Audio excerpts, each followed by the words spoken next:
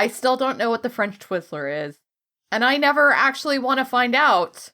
It involves a wombat and an industrial drill. The French Twizzler involves a wombat? And you know this. Jen, you were in the skit. It's been a while. I apologize. I said it before and I'll say it again. Life moves pretty fast. You don't stop and look around once in a while, you could miss it. Never fear change. Life is too short for fear. Chase what is desired. I can do this all day. Would you mind identifying what you are? We're the best friends squad. That's what we call ourselves. Sort of like a team. Welcome to the rodeo. Ladies and gentlemen, please sit back, relax, and enjoy the ride. This is the way. I have spoken. Welcome to the Skipping Fanny Show, episode number 379. The place where dreams explode into confetti. What the hell are you doing? I'm doing a tagline. Like what we did like 5 years ago. And 10 years ago, coincidentally. Is that how we used to do it? Yeah. Okay, I mean, I guess, Jen, but why would we do it that way? It just seems really strange that we would take a format we haven't used in many, many years for just a normal everyday podcast. It is very strange. I wonder why we're doing that. Could it have something to do with the fact that this is the 10th anniversary of our show? I don't know, but I do know that you skipped an important part of the introduction. Oh, the part where we thank our patrons? No? Where Adam and I kvetch about stories we don't like? No. Is it where we say our names? Yes! Oh! I'm Jen. And I'm Adam. No, I'm Sean. And I'm still Adam. Oh, this is going to be a disaster. So, we're actually here for a very special episode, the 10th anniversary of this show. This Banana Pants show that has somehow lasted for 10 years. We've been at this 10 freaking years. A decade. Well, I haven't been doing this for a decade, but Sean has. Well, I mean, I have in my guise as Adam, but not as Jen. Well, correct. Yeah. Just put this in perspective, folks. We're 10 years old. That means in 8 years, this show can legally vote. That's so exciting. I've always wanted to be able to vote. The show, Jen, you already can vote. You've been able to vote for like 20 years. Yes. What can the show vote in, though? I'm very It just votes Democrat. I mean, we know what party the show is voting for. Oh, you mean like which state? But like, yeah, where are we registered somewhere? Are we going to register somewhere? Like.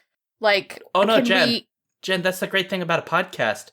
It can vote in every state. Every state and every country across the land. Legally, we are a global podcast, which means it can vote globally. So it has one vote in every single state in every country. Wow, that's... Oh, the power! It's a pretty big deal. But on that note, we got a lot of stuff we're going to cover today. Today's a weird episode. Yeah. Because we're going to basically retread all the territory of the very first episode ever on this show. Jen was not there for that episode. The other person was my original first co-host, which was Adam Calloway. AKA Adam the Original. Adam the Original, correct, yes. Jen came a little bit later. Not much later. Because Jen was utterly terrified and definitely a coward about making a podcast, but yet weirdly over the years have just become as opinionated and loudmouthed as you can imagine. It's true. I also happened to be, when you started this podcast, because I was thinking back on, like, why really didn't I start podcasting with you right away? And it turns out 10 years ago, as of this month, I was literally moving into a new house. So it was kind of tough for me to start podcasting.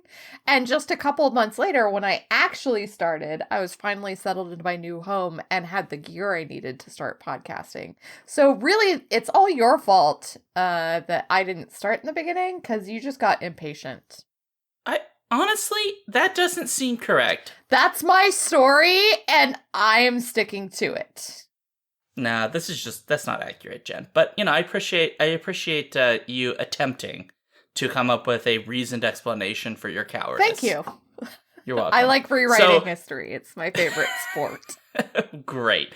So we're going to talk a little bit about some of the stuff we covered in the very first episode. We're also going to talk a little bit about, what's happened to this show in the 10 years since it's been made. And we're going to talk a little bit about some stuff that we got from our listeners of their favorite episodes, because we're doing a thing called Audience Assemble, which is us trying to engage more with all of you on Twitter, Facebook, mostly Twitter, because that's where everybody talks to us, and all that. Obviously, if you want to follow along with that, go to Twitter at Skiffy and Fanty, or Facebook, facebook.com/Skiffy and Fanty. You can also obviously join us on Patreon at patreon.com/Skiffy and Fanty if you would like to, get involved in the other things that we do, like Torture Cinema polls. We also do the Speculative Dispatch, which is our patron-only podcast, and we do Discord live chats on our Torture Cinema movies, where you can join us and we'll literally watch and chat with you about the movie as we're watching it. This one coming up, which we will have already done and recorded, will be on Turkish Star Wars. So, Oh, that's exciting. It's gonna be hilarious. And then next week, the new little mini show will be airing on our not on our Discord, on our Patreon as well, and that will be basically like our old show, Speculative Fiction Mountain, but now on Patreon. So it'll be a brief episode about me talking about a book. Yay! You might hate it, in which case don't listen to it. And you might love it. It might be the most amazing show that we've ever created. That's like a 1 in a million shot. That is a 1 in a million shot, because it's been 10 years and we've made some pretty amazing episodes. We have, and based on the stuff that folks told us they especially like, you can kind of figure out which one show type is the favorite. Yeah, I think it's really interesting because obviously recently we've really shifted towards doing movies because that's all we really have the brain space for. And everybody's favorite episodes, turns out, are the movie episodes. Yeah, so it's interesting because we have been doing a lot more movies for essentially like the last 8 months. Yeah. And a lot of the shows that people picked were fairly recent ones. I think it's also a given that folks really do enjoy when we're having a lot of fun. Yes. And we tend to have a lot of fun on episodes when we're drinking, to say the least. It does feel, and the show has probably felt for at least the last 6 years, that we lean pretty heavily towards cinema. And that has sort of been moving in much the same way as the chart for coronavirus in the United States, in an exponential growth pattern. And that's semi-intentional. And I think part of it is like it's out of our hands kind of thing, like being super busy, not having a lot of time to read. I mean, for God's sake, the first time in a while that I've read more than 2 books in a month period that weren't work-related was this past month, and that's just because I'm literally stuck at home all the time, so I'm taking walks and reading while I walk. So there's just been a lot of shift, and I think that probably coming up, you could expect us to maybe do a little bit more book-related content. We're hoping to, but I mean, let's look at what we've been going through for the past 10 years. Like, this show has changed as our lives have changed, and I think that's our move towards more movie stuff has just been a part of that. Like, I spent a few years where I wasn't even on any shows except basically a couple of book ones and the movie ones because it's what I had time for. And then you just spent the last couple of years basically doing primarily the movie ones because that's all you had time for while you were getting your PhD. It was kind of a big deal. Yeah. And I've gone through moves, you've gone through moves, life has happened. I mean, how old I was 32 years old and I had a 12-year-old and an 11-year-old or something like that. And no, God, no. I had 9-year-old. Oh my God. I feel really old now. Jen, you have peaked. I feel very old now. I had a 10-year-old and a 9-year-old a decade ago. Not anymore. And not anymore. Now they're both graduated. One is hopefully going to college next year. Like, you've gone through you're way younger than I am. So like, you've gone through your own patterns of life, and it's a lot. So we're dedicating ourselves to the things that we can dedicate our brains to these days, and that means more movies. And luckily, I mean, part of this is the change in access to film too, right? Like, Yeah, I was just thinking that very thing. I mean, wow, look at what we can watch from our own homes. There was a period of time where I literally couldn't be on movie episodes because I either couldn't afford it or I didn't have time or whatever. And now I'm like, pop on Netflix. And it's giving us a lot in terms of speculative fiction to talk about. And that was not the case even 10 years ago. I mean, obviously there was stuff, but... There was Netflix, but I think it was not... The streaming platform, I don't even recall if it was around. It might have been around at that time, but it wasn't as developed. And so it had its DVD program. Right, exactly. Right, but it was like the only one. I think like Blockbuster by then had like tried and then failed, and then Blockbusters were, self-cannibalized where they just ate themselves alive, and it was very bloody. Those days were hard, guys. But yeah, there really wasn't a lot. Whereas today, I mean, just between the ones you and I have, Jen, and we cheat, and we won't say how we cheat, but we cheat. Netflix, Hulu, because Hulu comes with another thing, which is Disney Plus. I've got DAZN, which is primarily a boxing network stream. We both have Amazon Prime. But I'm saying, like, among us, we've got like roughly five streaming services. Not to mention, obviously, YouTube, which sometimes has stuff as well that is free or is at least in their streaming platform. So there's just tons and tons of access that we didn't have before. And so you couple that with the fact that time-wise, we just haven't had a lot of time to do things like interviews and the mental energy to do things like that, because we read the whole book, generally, and we sit down and we come up with questions, and we were doing that a lot, and that's, I think, what helped sort of put us on the map for a while. A lot of our attention has just been able to go to the thing that we can easily get access to, and that gives us a lot of free time with the other stuff that we want to do, or just like when we're damn exhausted. Like, a movie is, in a lot of ways, it's just entertainment and it's a release. Sometimes even torture cinema, like just watching these absolutely ridiculous films is actually kind of a really fun experience, because sometimes they're just so bonkers that you can't help but laugh. Let's just look at the one we just did a little while ago. Voyage of the Rock Aliens. Who would have known we would find so much utter joy in a torture cinema? I still am amazed by how much fun we had with that. Let's really quick go through the torture cinema, specifically episodes that our listeners have told us that they loved over the years. Sure. And so we'll start with Dan, or Dan Transient, at Dan Transient on Twitter, also known as Dan Hansen, who suggested 2 torture cinema episodes that were his favorite. One would have been episode 288, which was the Barbarella episode for torture cinema. That, by the way, gave us the delicious quote of Paul saying "Angels are love," which was in our music for a brief period of time, about 2 years, I think it was in there.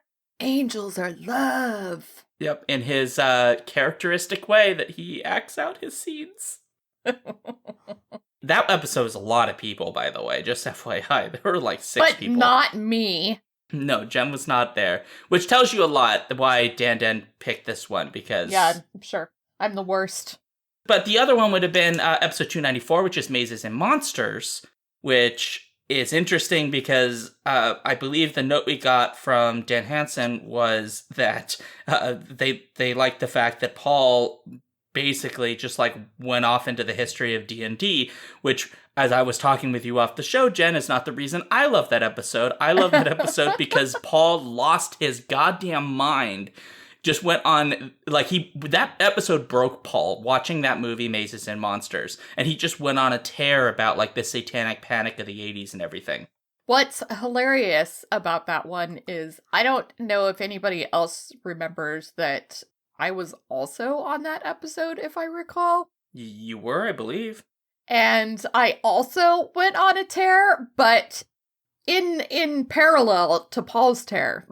However, if I recall, Paul, like, swore a lot in that episode. It was one of the very first times that Paul had ever been recorded swearing. And I mean, like, real swears, not damn or shoot or hell. No. Like, way past kindergarten swears. Yeah. There were F-bombs.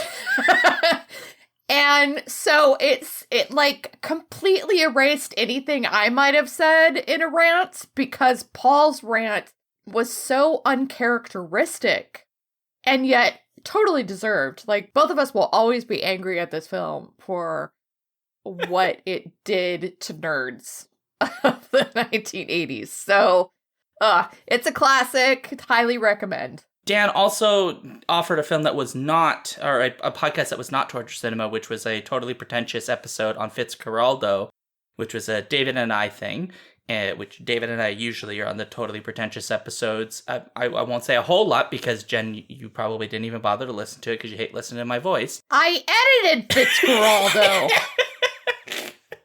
But I think that one was really good because... It was. I think mostly because before we recorded it, we realized, because we hadn't looked it up, we picked the film largely on the basis of Werner Herzog, and so finding out some of the backstory of the lead actor and some of the controversy that was there, and the problems with the film production and all of that, I think bringing that all in made it just really in depth. It did. Totally Pretentious, actually, like you and David doing Totally Pretentious is part of what has sort of led us to doing more films these days, because we started doing Into the Wardrobe so we could kind of do the same thing that you two were doing with Totally Pretentious, but with classic children's films from our own childhoods. And that leads us to one of Catherine's favorite episodes. Catherine is at Joan of Orc on Twitter. She loved our episode of Willow for Into the Wardrobe, which was episode 376. And we just did that. And it was funny because actually I was talking to Dan. He was like, I might just stop doing anything, listening to everything else and just listen to Willow right away. Because, you know, it's a great movie. And anybody who thinks otherwise is wrong. I mean, I don't disagree with you. I think Willow's horrifically underrated.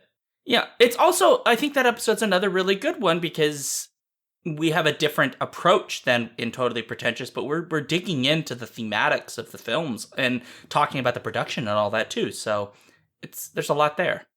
Exactly, I agree.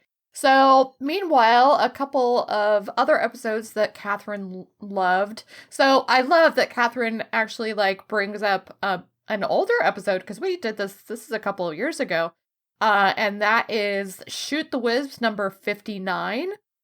Which was our episode on Alien Covenant with Jeanette Ng and David Annandale. That was a really, really, really good episode, in my opinion. Probably because I was on it and I'm a genius. I think also because both David and Jeanette, like, I did not like Alien Covenant and I really struggled with it, but David and Jeanette really elevated the conversation quite a lot. They did. And then Catherine liked another more recent episode, and that was our last Torture Cinema. Was that our last one? Yeah, that was the one we just did. Yep. Yeah, episode 377, Dragonheart, boop, boop. Which I unfortunately could not be there for, but I did watch the movie.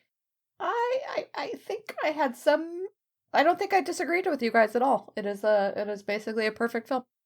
We didn't say it was perfect. I think what we said was that it was a very enjoyable film and not at all deserving of the score it received. Let's kind of rush through the rest of these because they come from our own cast members. So the first is that Alex, Katsu Danbury, our lovely co-host for many, many, many, many, many, many years now, and obviously still continuing with Torture Cinema. They loved The Core. The Core has some of the best moments in my memory of any Torture Cinema that we have ever done. So I 100% agree with this because obviously you have the penis mobile. Communicating with whales. Communicating with whales. And that's, you know... It's the definition of big dick energy. Exactly.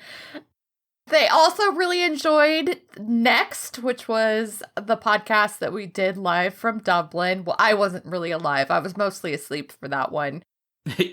And I honestly do not remember anything that happened, even though I think I actually edited it. I just want to be clear. Jen literally slept through part of the making of that podcast, and we had Linnea on for that as our special guest. So I don't know how my snores are not you ruining didn't snore. The entire episode. That's the point. I didn't. You Oh, thank didn't goodness. snore. You just look like a dead body sitting against the chair. I was so worried I snored. No, you didn't. You're good. Oh, that's hilarious.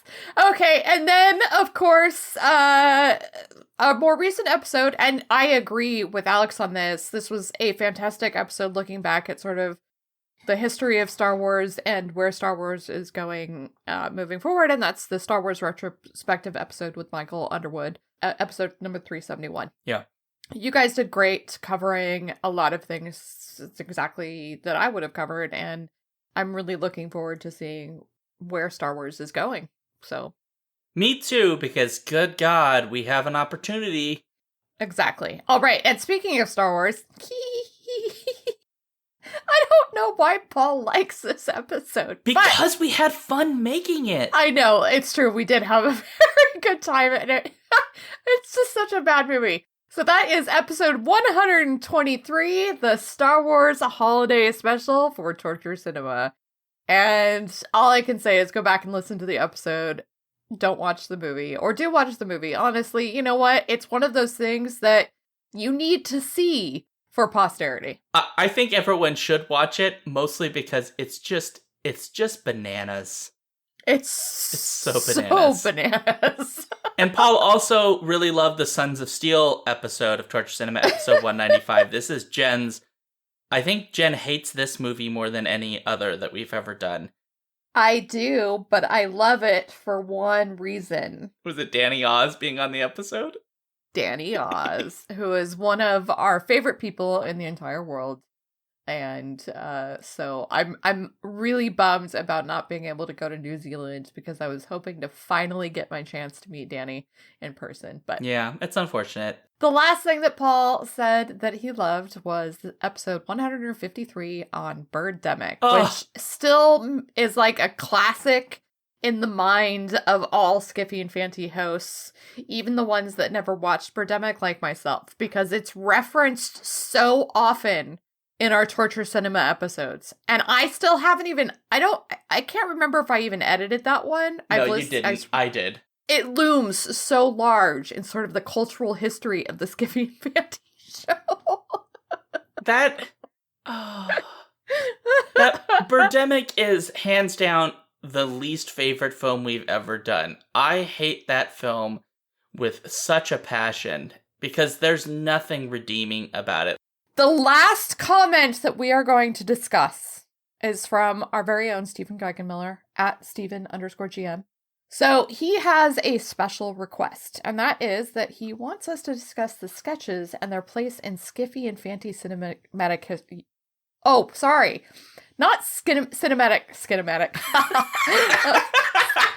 Oddly appropriate for our skits. Skinemax. Cinematic universe, not cinematic history. Cinematic universe of the Skiffy and Fanty show. Well, sin is definitely a part of it. Yeah, it's my fault that it's no longer really exists at all, because it's entirely Jen's fault. It is entirely my fault. So at some point when I came back, I had gone through and listened to a bunch of the old episodes or listened to the episodes that had happened, and I realized the skits were awful. They were deliberately awful, Jen. They were never intended to be good. I know, and yet somehow they were irredeemably awful. No, okay, so in my mind, first off, I just point. want to explain that this is not a reflection of the humor of America.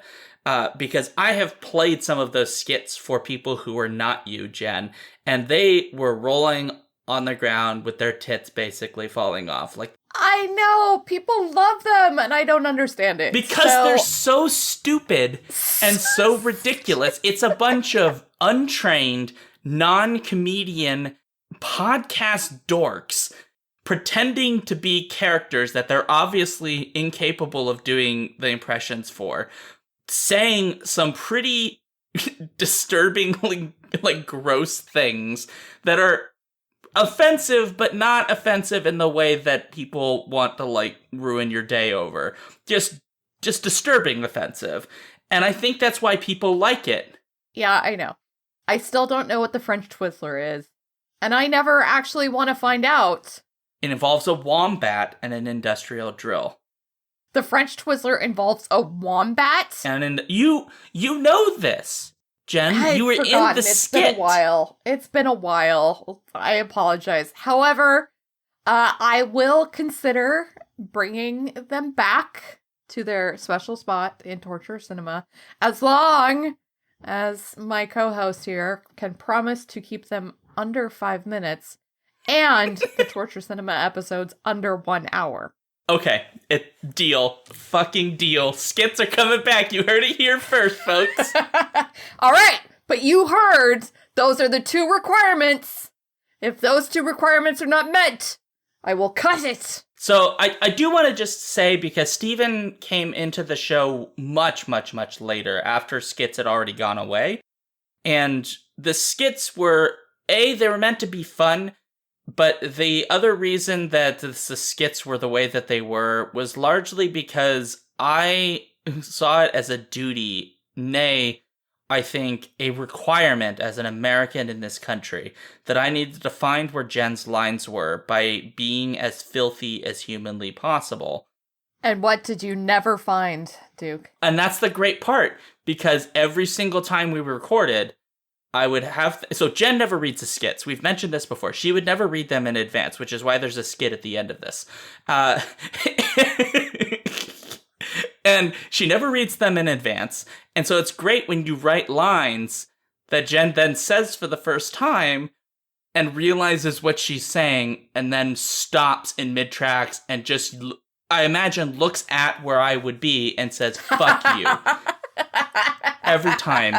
And part of it was also like, it was really about fun. It was about being silly and like, we're watching these terrible movies and making fun of them, and then we would do these skits, and there was actually a kind of universe being built through the skits, because there was the dirty old lady.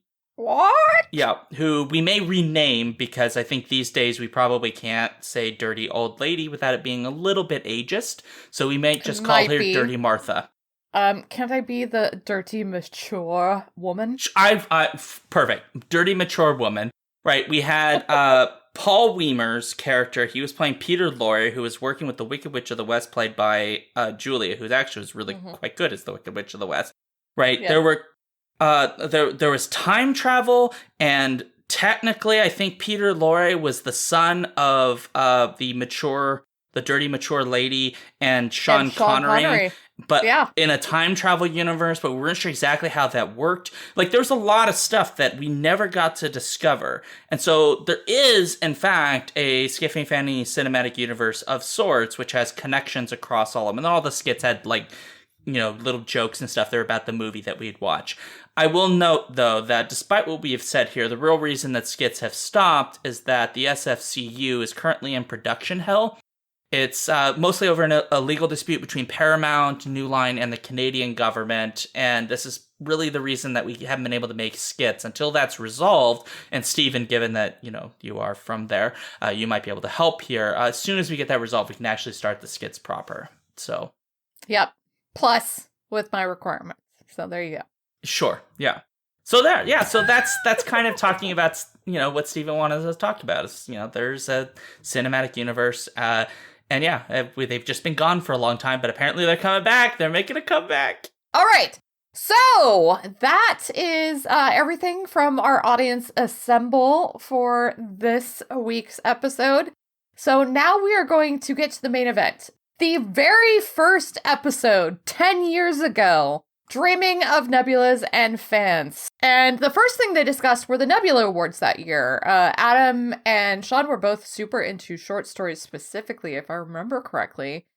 And so a big part of their discussion was about that. Unfortunately, there's no winners yet this year, and that won't happen until May 30th. So all we can really do is say congratulations to all the nominees. Yeah. That's pretty much all we can say, because there's no discussion to be had. So Nope, we're not discussing any of it, except that the 10,000 Doors of January should totally win. And that's all I have to say about that. fair enough. The other thing that we did a lot in the early episodes was talk about the news.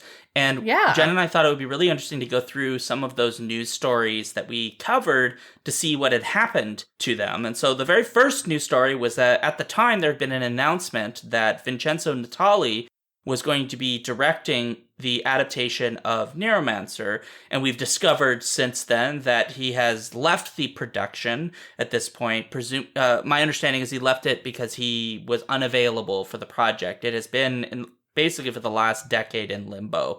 Tim Miller, however, of Deadpool fame, who I believe directed Deadpool, is now set to direct the project, but that news was in 2017. And so as of 2020, we don't know if a at least what I could find, we don't know if a Neuromancer adaptation is coming. I assume at some point it will, but that's not happening yet. Yeah, not yet. I'm actually hoping that what they do is shift focus, do the entire trilogy. I can't remember the name of the trilogy, but that starts with Neuromancer, and do it as a series on something like Netflix. I think that would be way more interesting than a movie. I think like a 10 or 12 episode miniseries that just would be so much more interesting. I mean, that's really like one of the things that I think has super changed about film and media over the years is with platforms like Netflix and Amazon Prime and even, CBS now, is it's really opened up the space, especially when you consider that I don't think movies are going to come back the way that they were before, given the current pandemic. It's really opened up the space for miniseries type productions. Absolutely. And I look forward to more of them. So let's move on to the next piece of news that they discussed 10 years ago. And that was the Solitary TV show, which coincidentally would be a great show to reboot right now. I feel like it's a lot more twisted than what we're going through. I mean, it is, because this was a show that was literally putting people in solitary confinement. The only thing that they communicated with was an AI called Val, whose voice changed throughout the seasons, sometimes sounding similar to Jigsaw and sometimes appearing closer to HAL 9000. But they would have to go through quote-unquote treatments in the show that were like challenges, except cruel. And they had two buttons. One was for what? The one was for like food. Oh, getting permission to go to the bathroom. Great. And the other one was for quitting the show. Those were the only two options for communication. They had like a food slot. It was as close as one could get to solitary confinement without actually being in solitary confinement, and therefore in even worse conditions than anything that they could ever imagine on the show. That said, honestly, like, I don't see why rebooting it right now wouldn't work. There's actually a show that's basically a bunch of people that are essentially in solitary confinement that are competing as influencers or something. They only communicate with each other through like the web and all this stuff. I can't remember the name of it. So this obviously would be kind of dark. Yeah. But I don't know. I think it could work. Well, maybe, but it should be noted that the show was ending when we talked about it. Yeah. And totally right. the only thing that came after that was there was apparently a Brazilian version that ran for the year after Solitary, the US version, ended. So What's interesting though is they actually had a few seasons in that 2-year period. that's weird. Yeah. But it's you know very what? strange. Good for you, Brazil. Job. I don't know. Well, okay. Anyway, next thing we did mention in the show, because Vincenzo Natali was there, was the film Splice, because at that point it had been set for release in June of 2010. Obviously, the film's come out at this point because it was slated to drop in June 2010. And so it has been almost exactly 10 years since that film came out. What we now know about that film is pretty simple. It did not do well box office wise. It did do well with critics. It has a 75% Rotten Tomatoes rating. And neither you nor I have seen it because it's gross. It certainly has problems, is my understanding. The reason I probably won't see it is I have seen one of the more disturbing scenes in it in a clip. Oh, I'm sorry. I get really uncomfortable with sexual assaults in Yeah, I mean, film. we've banned those from our torture cinema even. So I don't have an issue with it being clear that it's a thing that has happened. I do not like scenes that get graphic with it. yeah, it's not something I'm willing to watch Nope. either. And so that's probably the reason I'm never going to see Splice, and probably why Jen will never see it, and probably why we're never going to talk about it. And yeah, you can call us sensitive little babies, and I'm fine with that, because you know what? I don't need to see it. You can just tell me it happened. Like, I don't need to watch it. No, it's strictly unnecessary. And the conclusion that comes out of that sexual assault scene is not so positive. So Yeah. that's all we're going to say about Splice. If you are interested in the movie, go watch it yourself. We are not going to talk about it. The movie that we might talk about at some point, though, can we? At some point? Sometime? Sure. Excellent. Sure, after Teenage Mutant Ninja Turtles on a 30th anniversary. Yeah. Perfect. J.G. Ballard's High Rise, which was a book that one of them was reading or something. I think it was Adam. Adam was reading it. Adam, that sounds like an Adam book to read, for sure.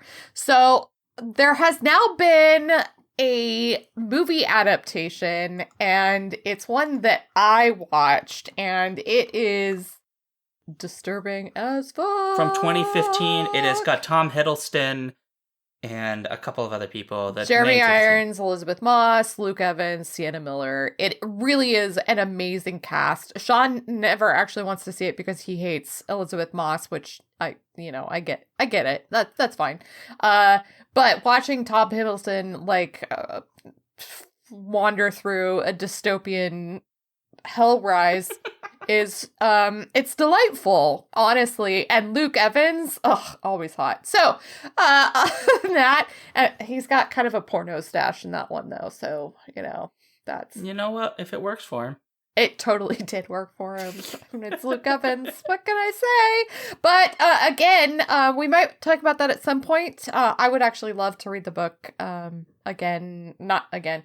would love to read the book before watching the movie again. So that might be an interesting one to have at some point in our future, but not today. Not today. No.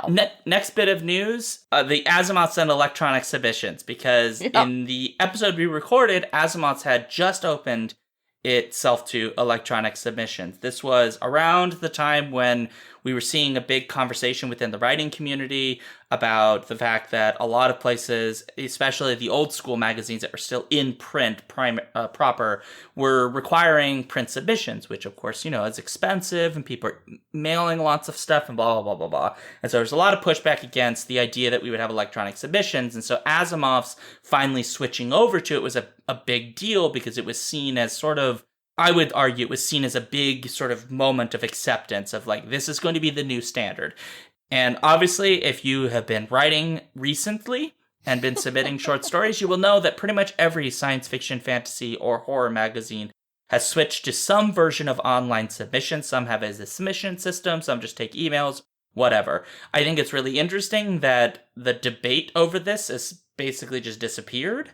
Totally because disappeared. It was a big debate at the time in the late 2000s about whether or not that should be a thing to do. And that's just gone. Nobody really talks about it anymore. Nope. Yeah, it's pretty fun. That is when I saw that, I giggled. All right, next up, we have Neil Gaiman being kind of a dick. Nope, that's not the story. It's not the story. And I want to be very careful here because Neil Gaiman and Amanda Palmer are having like a public thing, and I don't really want to rehash that.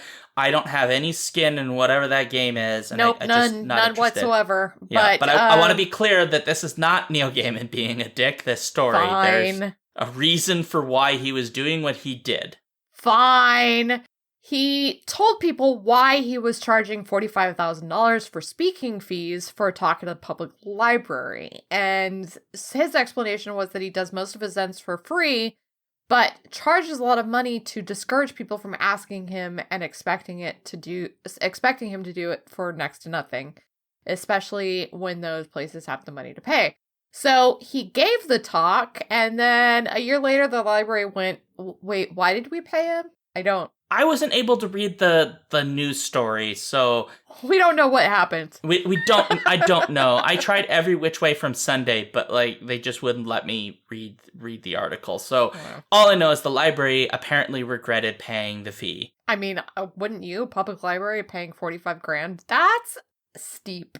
Well, I will just note that same public library, if they were paying for a political figure to come give a talk, they would be paying that much or more. Oh, well, granted, but how are public libraries affording that much anyway? I don't know. What? Well, I don't know the specifics of the library in question. Maybe it just has a very large endowment or something. But I will say that there is a huge problem within almost any creative field where there's an expectation by a lot of people who happen to have funding that you'll do something for either very, very cheap or next to nothing. And I think what Neil Gaiman was saying is essentially, look, I'm really famous, and I'm also really fucking busy. Right. And so for, good causes, I'll do it for free. I'll go to a high school, as a gift, essentially. I'll waive the fee and do it as a gift and say, I'll come in and talk to your kids or whatever, and no problem there. And he'll do some of those, he'll do that way. But a lot of other places will be like, well, why don't you just do it for free for us? And it's like, well, but you're a mega corporation. You have a lot of money. You should be paying me. You have money to do that. You're a major public library system. You pay other people, like Bill Clinton comes and talks, and you paid him money to come talk. Why am I not getting money? Is it just because I'm a writer? Wow. Yeah. So I just can't imagine living near a library system that can afford that type of thing. Well, this was in 2010 when libraries still had like $3. So God, it's amazing. But Anyway, last bit next. of news. The last bit of news is a piece of funny news because this is a little bit of Skiffy and Fanty trivia. yeah. What? Name the one episode we did on torture literature. Yeah. Do, do, do, do, do, do, do. What is Model Land by Tyra Banks? Tyra Banks had announced that she had received a 3-book deal from Delacorte, I believe is the publisher, at the time that we had recorded the original episode. Now, obviously we know what has happened. Interestingly enough, in 10 years, only one of the 3 books has released. So strange. I had forgotten that there was a 3-book deal, which tells me many things about how well that book sold. Because Tyra Banks has actually announced that she is planning to release another book in the series. I don't know when, because I don't care enough to actually look. She's making a whole ass theme park. No. No, for real. What the fuck?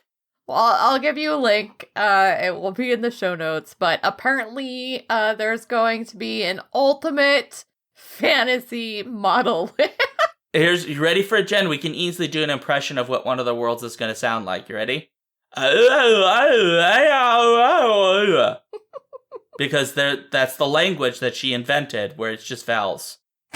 Interestingly enough, the book obviously came out, and Jen did mention that we did a special and one and only torture literature edition where we attempted to read this book, and neither of us finished, and talked about it in the same torture cinema format that we had then, which was with our 5x5s. We don't do those anymore because Jen hates me.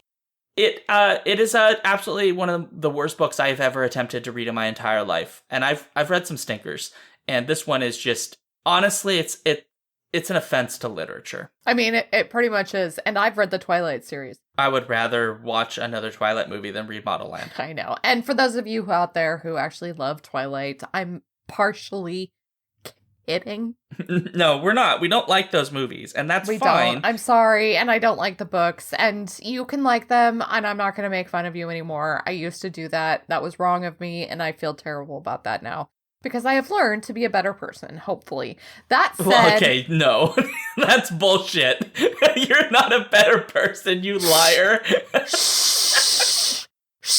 Model Land is terrible. It's so bad. It is so very bad. I'm not going to make fun of the readers right this minute because I am a better person.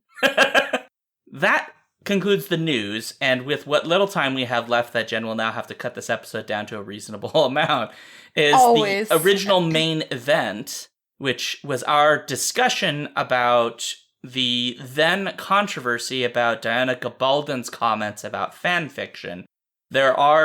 Most of the posts have been removed, but there are archived versions on FanLore. We'll have links to pretty much everything we've talked about in our show notes, so just keep that in mind. So if you want to read about the issue, you can go to FanLore or go to our website at skiffyfandy.com, and you'll be able to get the link straight there, and you can read some of the archives.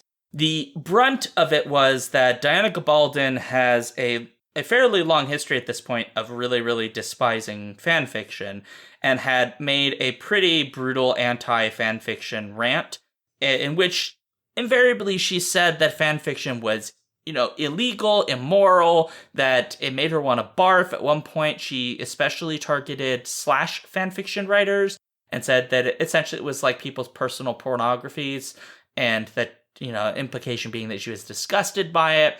This led to some pretty heated conversation because obviously a lot of fanfic writers took umbrage to this idea, and some other big prominent figures kind of got into the conversation, including George R.R. Martin, who also is not a big fan of fanfiction, although he was, I will say, having read the posts, far less brutal about it than Diana Gabaldon.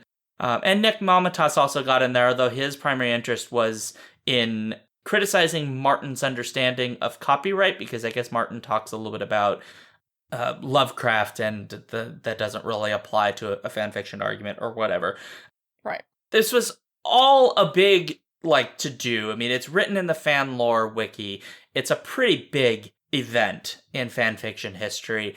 And I think, we're not going to talk about this, I think, terribly long, but I think kind of talking about what we think about fanfiction now is interesting, because at the time, I have not gotten to re-listen to the episode where Adam and I talked about this, but my memory would be that we weren't necessarily on Diana Gabaldon's side, but we also weren't necessarily pro fanfiction at that point.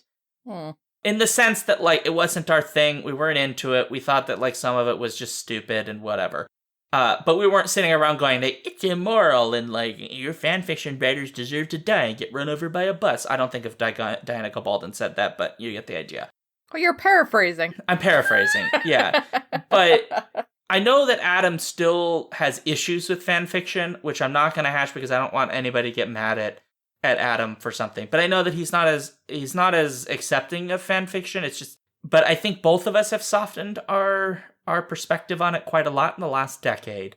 I think for Adam, I'm speaking for him here, effectively of the, people do it, whatever. It's not my thing. I think it's silly, but, you do you, and I'll just do me over here and whatever, which I think is perfectly fine. You can not be into it. You can be judgmental of something that other people do. But if you're just sort of let live and all that, I think it's fine. For me, I think Gabaldon's original ideas are just some bananas, bonker pants nonsense.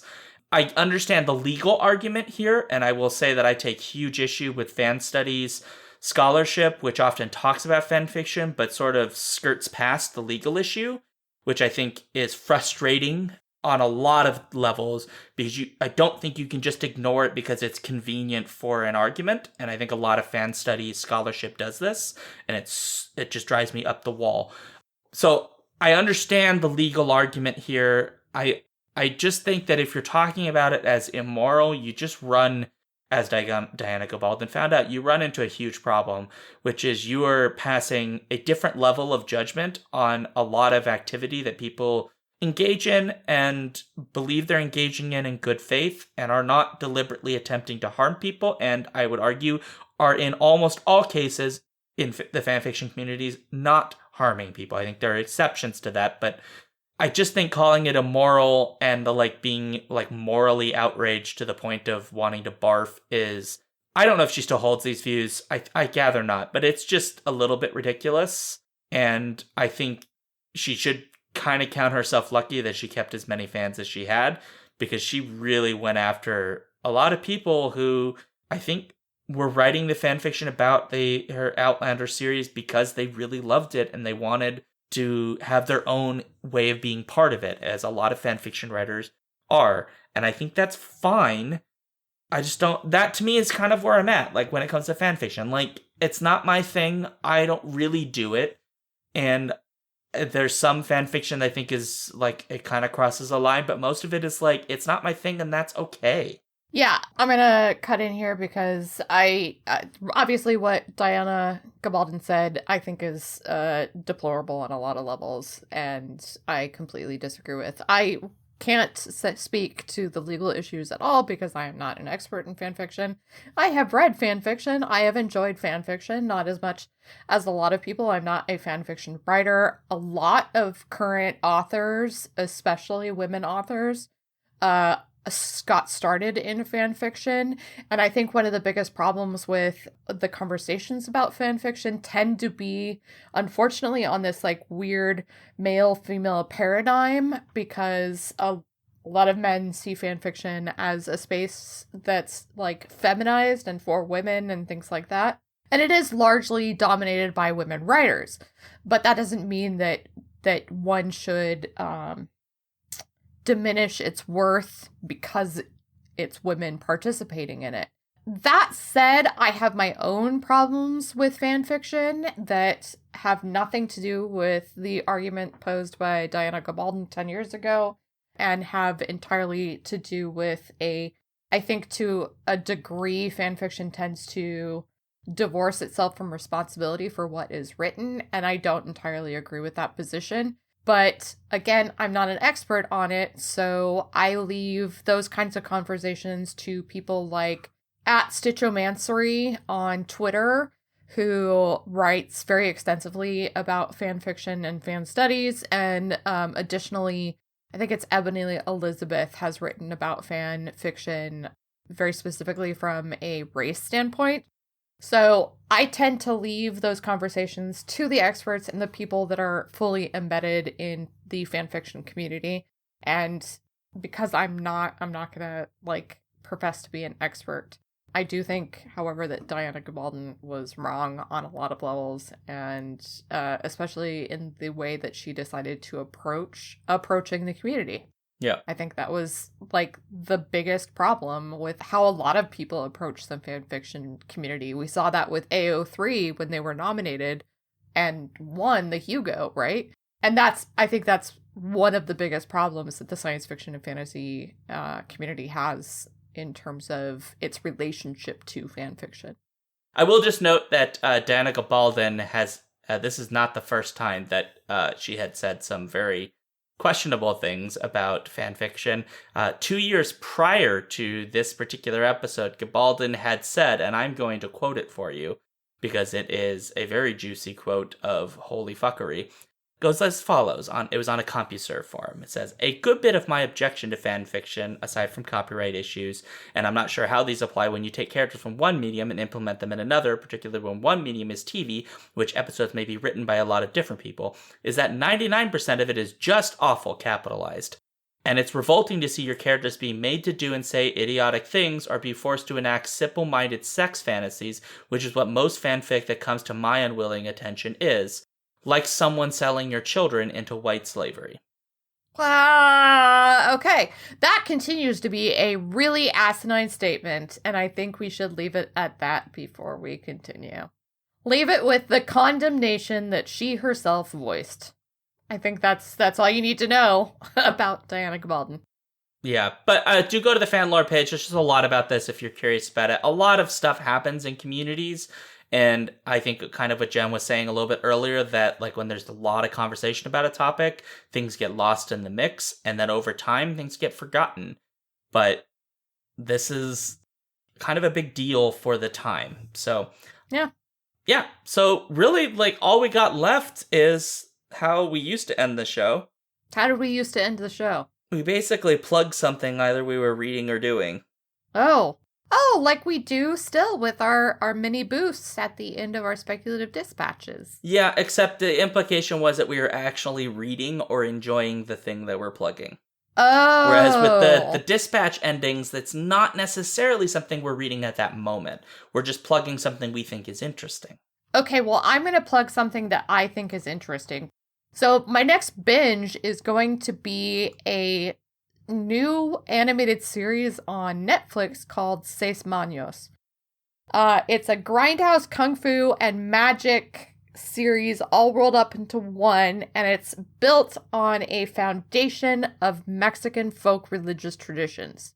So yeah, I'm super excited about it because animated kung fu, Mexican folklore traditions, like, oh yeah, this is gonna be amazing. I'm very excited. So if you want to check that out, it is on Netflix. So my plug is a book that I am almost done reading. Wow, you're reading. Almost. Congratulations. Yeah. So it is a book called Colonization in the Roman Republic. This is a book that people picked off of my shelves at work when I was collecting items from my office for, isolation time. And it's a book by a fellow by the name of Salman. It is a really interesting book. I'm almost done with it. It's very direct and not very academic. I mean, it is academic, but it's not written as an academic book. It's super readable, and it is really interesting to kind of go through it because he's just like telling you, like, here is like the history of all the Roman colonies during the Roman Republic period before it became an empire, and like the conditions that led to the foundation of these colonies and where they were, sometimes with pictures. And it's just a really interesting book. There's a lot that I just don't understand because this is not a subject that I am very well versed in. No, anyway, so it's just an interesting book, but there's a lot of context that I need to understand. And that's kind of all I got, really. That sounds fabulous. Why don't you tell everybody where they can find us? Well, you can find us at skiffyandfanty.com, our Twitter at skiffyandfanty, Facebook, facebook.com/skiffyandfanty. You can also find us on YouTube, youtube.com/skiffyandfanty, where our podcasts are now going up in some version of a video form. We are also probably in your backyard hiding in a hole right now, so if you go check, we'll probably say hi. Yep. And obviously we have a Patreon page, which you can support us on. All levels of support are great, even if all you can do is $1 a month. So patreon.com/skiffyandfanty. Every little bit helps. So That's where you can find us. $1 a month gets you access to almost everything that we do, too. So come join us. Absolutely. Oh, we also have a newsletter at skiffyandfanty.com/newsletter. Yep. Thank you, Steven. We love you. But to end our show, I have a special present. Yeah, a special awkward ending. A very special awkward ending. And that is an advertisement for a product that I was approached an email about. Oh. And yeah, Ready? and Jen and I consulted, and we kind of decided, we think that you guys will really appreciate this product and will find it useful. So we're going to play an advertisement. It is a product that I use for myself. That's great. Yeah, I have not used it yet, but you know what? I'm really considering it because, the things you tell me about how it makes you feel, I think I want to feel that too, Jen. I might have gotten a sneak peek. All right. Whew. Are you looking for a new way to enjoy your day? Do you need a pick-me-up for the ages? Well, do I have a product for you? Announcing Super Nips, the brand new product from Johnson & Johnson. For just 39 payments of $2.58, you can have Super Nips installed in your home today. Their ergonomic design and titillating sensations will keep you and your family smiling for hours. So call 1-888-SUPER-NIP today and our expert installers will put your super nips on right away. And if you act now, you'll get our limited edition Mega Nuts, the Nobel Prize-winning invention that revolutionized the way we enjoy sitting. Hailed by the New York Times as the polio vaccine for the generation of avocado toast, and reviled by Rand Paul because it caused Ayn Rand to quit writing. Act now, and you'll get one installation of Super Nips and a complimentary limited edition Mega Nuts. Just 39 easy payments of $2.58 for nearly $8.47 of value. Call 1-888-SUPERNIP today. That's right, call 1-888-SUPERNIP now. Don't miss this golden opportunity. That's 1-888-SUPERNIP, Super Nip. So what are you waiting for? This is the opportunity of a lifetime. Super Nips, a Johnson & Johnson product. Do-do-do. And scene.